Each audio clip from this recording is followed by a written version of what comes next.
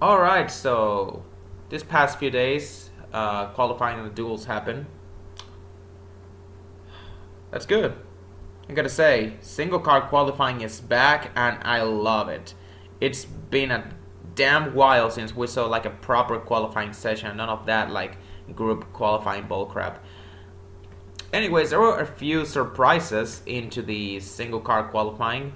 First of all, Daniel Hemrick, the first car on the track, his time actually held up pretty well. Of course, he got bumped out of the top 10 at the end because most of the big dogs actually qualified later, while most of the open cars and the, I wouldn't say back markers, but more of the like lower funded teams, they qualified first, and then the big dogs like Gibbs and Hendrick, they qualified later.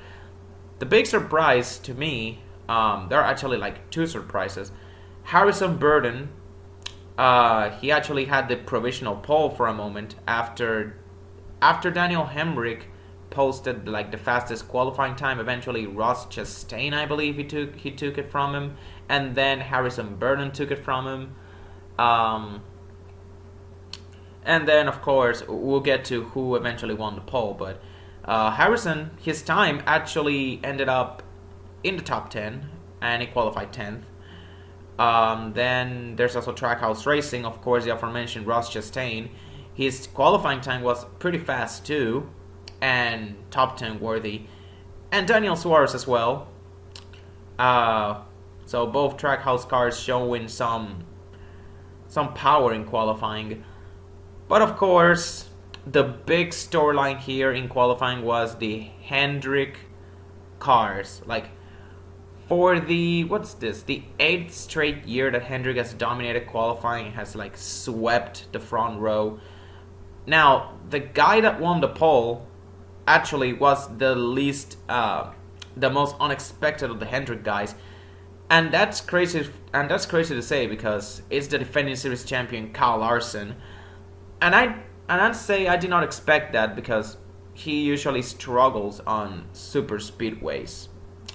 So to see him out here like get the pole, like I know he was pretty much a non-factor in the dual races, but Larson showed speed in qualifying. And that's scary because if Larson starts up front like almost every race, he is going to get to the lead early, lead a lot of laps early, and with this next gen car actually being suited to his driving style, hell, I mean Larson is already like the favorite to win the title and go back to back, but this would just put him on a whole other level if he's already showing this this much speed at a track that is at a type of track like a super speedway that is not usually his strong suit. Just sending a message out there. Now, for the duels, however, of course, for the most part, they were like pretty tame, and that was to be expected since the storyline of the Daytona 500 was no backup cars, so you expected teams to take it easy. Now, the big surprise is that Kyle Larson, Alex Bowman, they didn't drop back immediately. I expected them to like drop back like Noah Gragson and Jack Villeneuve did.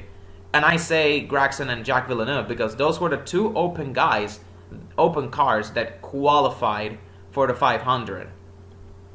They qualified on time and on speed. Of course, Gragson being the getting redemption for his Daytona 500 heartbreak last year, and Jack Villeneuve becoming the first ever Formula 1 champion. And I say first ever Formula 1 champion to start the 500 because when Mario Andretti won his Daytona 500, he wasn't a Formula 1 champion yet, so that's pretty great to see. So this, of course, left Greg Biffle and JJ Yeley, Cas Gralla, and Timmy Hill to fight for the remaining two spots in the two dual races. We had JJ Yeley versus Cas Gralla in Duel 1. Now, of course, back to the back to the Larson and Bowman thing. I did not expect Larson and Bowman to. I expected them to drop back, and just, or at the very least, just sandbag this whole thing. But no, Larson and Bowman, they both actually just stayed up front. Especially Larson, since Duel 1 was pretty calm and was pretty like single file. Larson actually got some pretty good time, and yeah, at the same time, if teams weren't gonna drop back, they were just gonna stay like just pacing around, like running a few practice laps, because that 20-30 minute practice session might have not been enough. So, you know, for those teams that are locked into the 500, they just use those duels as a practice to get some laps locked in. And also, it gives the sponsors a lot of exposure, HendrickCars.com and Ally in the case of Alex Bowman. So it's pretty good that those guys actually got some practice time, if you're gonna say, because that's where the duels were. They were just like glorified practice sessions, pretty much. So anyways, the storyline in Duel 1, the only storylines in Duel 1 was knowing which of the open cars will qualify in the 500 and which will get knocked out. And from the outset of Duel 1, it was pretty much Kaz Grala, the guy who was dominating. He built up a 12-second lead by the time he lost the draft. And that's another thing. A lot of guys were losing the draft. Of course, it's not a big deal because, you know, everyone was running their own race. Who cares if you lose the draft? You're not racing for anything. If you are in the top spots and you have a chance to win, of course you're gonna go for it. But if not, then you're just gonna pace around. So if you lose the draft, it doesn't matter much. Kaz Grala actually had built up a 12-second lead by the time that JJ Yeley had gotten some help himself from BJ McLeod. And they were closing in on him before green flag pit stops happened. And then during green flag pit stops, Grala had an issue with it in his dashboard that caused him to speed on pit road. And for a moment, and from that point on, it was an uphill climb for him. We'll get to Grala later and how his situation eventually panned out. But with a great strategy called by the Fords, a 4-car breakaway between Keselowski, Blaney, Chase Briscoe, and Austin Cindric. Those 4 guys ended up battling for the win. Keselowski got the lead with 4 to go, with Blaney leading him. And I got nervous as hell just watching Brad just bump into Blaney because the bumpers were not aligned. I was really getting nervous. Even on Blaney's onboard camera, you could hear Blaney just lifting and letting up the throttle a little bit. Otherwise, it was just gonna wreck. But yeah, Keselowski gets the lead with 4 laps to go, and once again, the broadcast booth, they said that it was a bit too soon, and I actually agree with that. I thought Keselowski was gonna make his move with 2 to go, but of course, maybe he figured out that, nobody was going to run that aggressive. But, I mean, you never know with these dual races, especially with those Penske guys. You know how those Penske guys run when it comes to these super speedway races. And also, you don't want to be leaning on the last lap.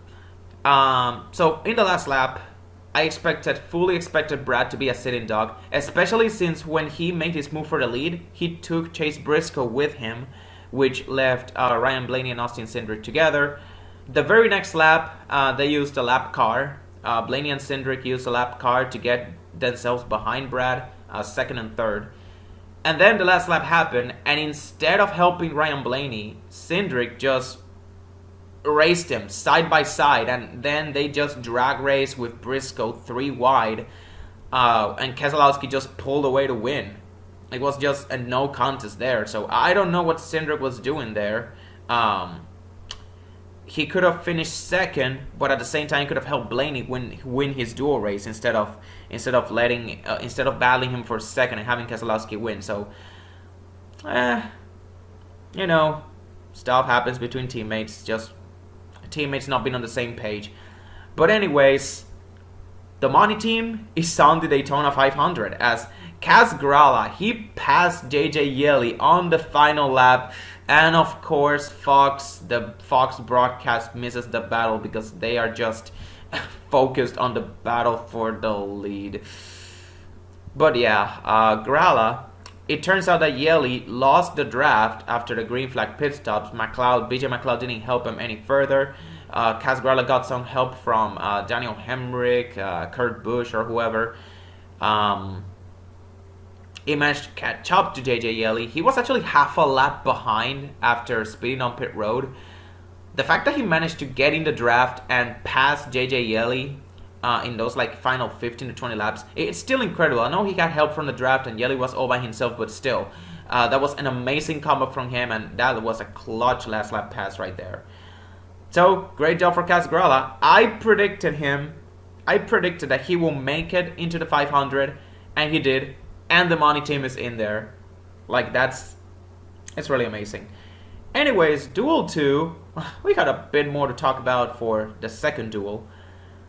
From the outset, Jacques Villeneuve had an issue during the pace laps.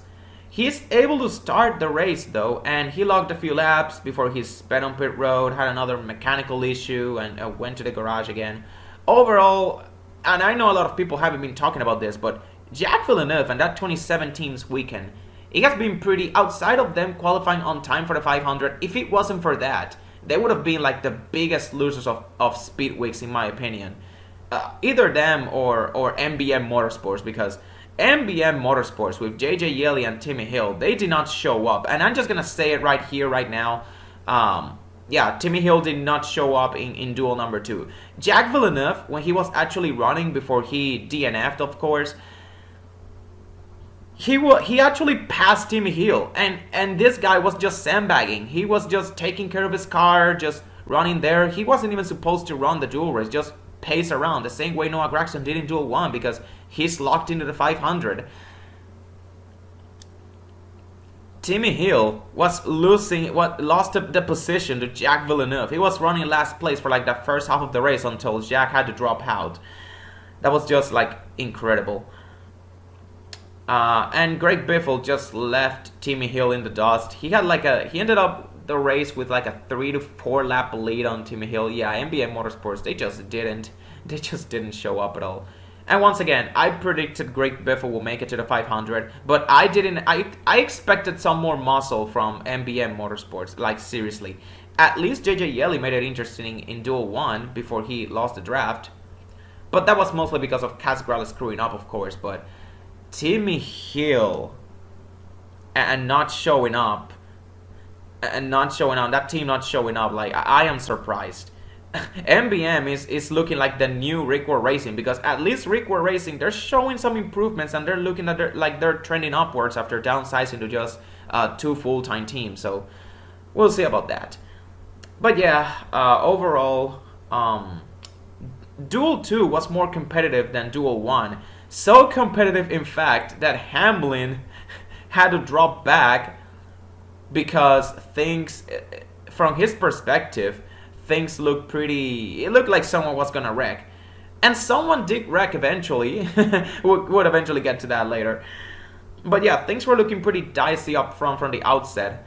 Also, another thing I want to highlight. After the first lap, I believe this was like in lap 2 or lap 3, Aric Almirola had a transaxle issue. And I'm saying transaxle issue because this is the same thing that knocked Reddick out in the clash. And Larry McReynolds, he said it in the booth that this transaxle mechanical issue is something new to the next gen car. Like it wasn't prevalent with the older cars. It wasn't much of an issue at the very least. But anyways, yeah. Then on pit road, and this is pretty funny because of what Hamlin said earlier, but yeah, Hamlin just spun while entering pit road. He locked up the tires and spun out. So those spidey senses of Denny Hamlin saying something's not right, someone's gonna wreck. That was him. Who knew? I mean, it was just a little spin and it was just minor damage. And once again, the splitter did its job. When because Hamlin got in the grass after that spin, got a little bit on the grass, caught a little bit of the grass, but because of that splitter, of that new next gen splitter, the car didn't get destroyed. So kudos to the next gen car for doing its job. And yeah, once again, and by the way, we also got to see the pit stops. They're single lock nut pit stops. And the pit times are not that different from the Gen 6 because tires are not the only thing that matter.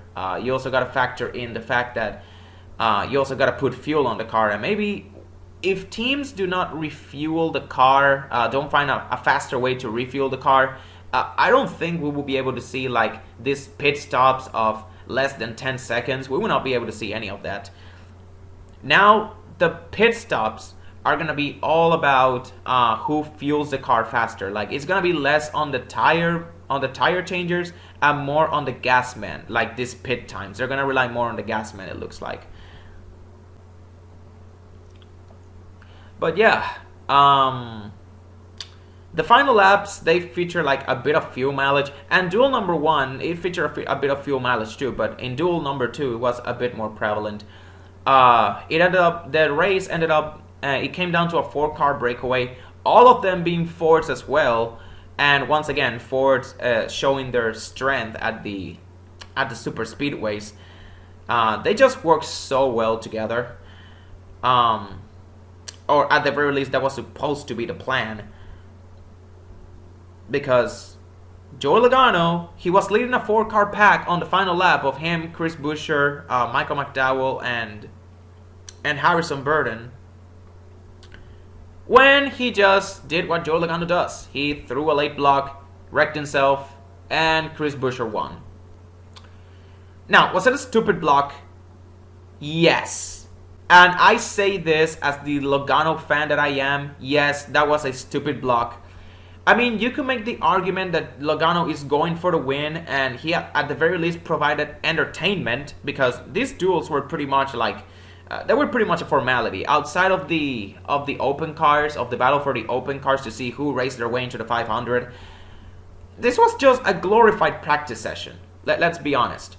But at the very least, Logano provided entertainment, even if it was at the last lap and it was a dumb move. It's still a dumb move from a big picture standpoint, though, because now he's going to have to go to a backup car, which is something that you did not want to do. And also Harrison Burton's team, that 21 team, they're going to have to work a bit of overtime to repair damage. They're not going to go to a backup car. The damage looks repairable, but the fact that they're going to have to work on that car to make it, to put it in racing shape for the 500, yeah. I mean, at the very least, Logano owned up to it in his interview, and you don't see him, and when it comes to Logano and him throwing blocks and racing aggressive on super speedways, you do not see him, you see him like very unapologetically, and of course that's just the way he is, but this time it looked like he really and he understands that he messed up. And of course, I also agree with him.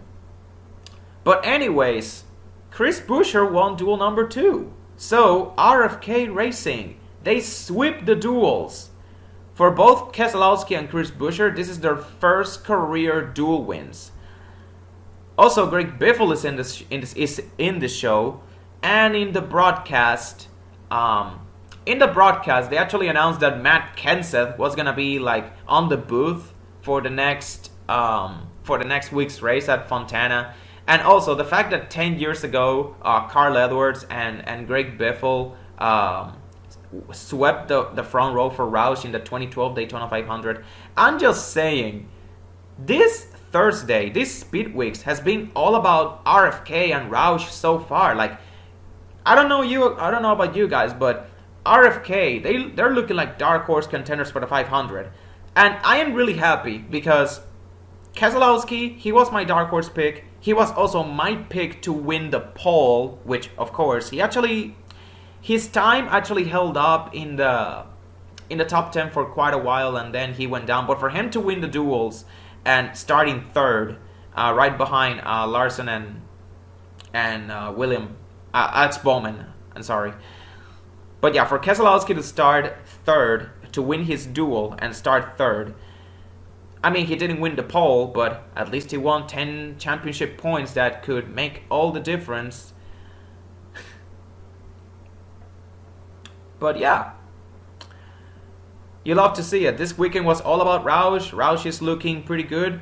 I mean, Keselowski, this was the shot in, I don't know about you, but Keselowski looks like the shot in the arm that Roush needed and this new RFK crew needed. I am so excited to see what this team does now with Keselowski. He's already giving them a big boost, and the season hasn't even officially started. Like race number 1 is not even complete yet. These are just the duels. Of course, the duels give championship points, but you get what I mean. Also, a few other takeaways that I wanted to talk about. The draft. Many people were complaining that the aero package, the current aero package for the super speedways, makes it harder for cars to stay in the draft. The field was spread out, especially after the pit stops. The Fords seemed to have an advantage over the Chevrolets and the Toyotas, which, to be fair, I'm gonna say some teamwork played a part. But also, I think an effort standpoint, a driver standpoint, the driver element has to be taken into account. These drivers were pacing around. They were not looking to stay in the draft. If they really wanted to stay in the draft, they would have done so. They would have stayed like in one big pack, making move after move. But of course, since most of these guys were just practicing and running, of course, a few, like, again, glorified practice and all that. They were just kind of running their own race, pacing around, not caring about whether they lost the draft or not. I mean, for example, look at Casgrala. When Casgrala lost the draft, he still had a 12-second lead on JJ Yeley. He got nothing to lose because he was still going to advance to the Daytona 500 anyways. And then, when he sped on pit road, he found some help from a Kurt Busch, from a Daniel Hemrick, and when he actually made an effort to stay in the draft, he managed to keep pace with them. He managed to keep pace with Kurt Busch, which is a Joe Gibbs Racing car. Of course, he drives for 2311 Racing, but they're so technically linked with, their technical alliance with Joe Gibbs Racing runs so deep that I consider 2311, the 23 and the 45, I consider them like the 5th and 6th Gibbs cars, basically. So yeah, he was able to keep up with a Gibbs Toyota. Casgrala was able to keep up with the Gibbs Toyota in the draft when it came down to crunch time. So I do not think that we're going to see the field that spread out in the Daytona 500. Hopefully, of course. Also, another key takeaway that I wanted to mention. Ford's pit strategy and their teamwork is just undefeated. If Toyota and Chevy don't team up in the 500, and I'm not talking about like the Toyotas team up with each other and the Chevys just do their own thing. No. The Toyotas and the Chevrolets, Joe Gibbs, 2311, RCR, Hendrick, and whoever else, they gotta work together to stop the Fords. Otherwise, they're gonna get smoked. I mean, we have seen it ever since practice times. Like the fastest times in the first practice session, the second practice session, before qualifying, the Fords were the fastest guys. Like, of course, Hendrick dominated qualifying, but qualifying is single car qualifying. This is not group qualifying like it used to be. You don't have the advantage of being in the draft anymore. So if you are going to work in the draft, you gotta work pretty well. And not just with your teammates, but also with other guys that are from different manufacturers as you to even stand up a chance against the Fords. Otherwise, you can just chalk up all of the Daytona and Talladega wins. A Ford is gonna win any of them. If Toyota and Chevy don't step up their super speedway game, Ford is just gonna smack them in the face with their insane speed and teamwork. And of course, finally, and just this little tidbit, finally, I just wanted to get this out of my mouth. Larry McReynolds is back in the booth. You'll love to see it.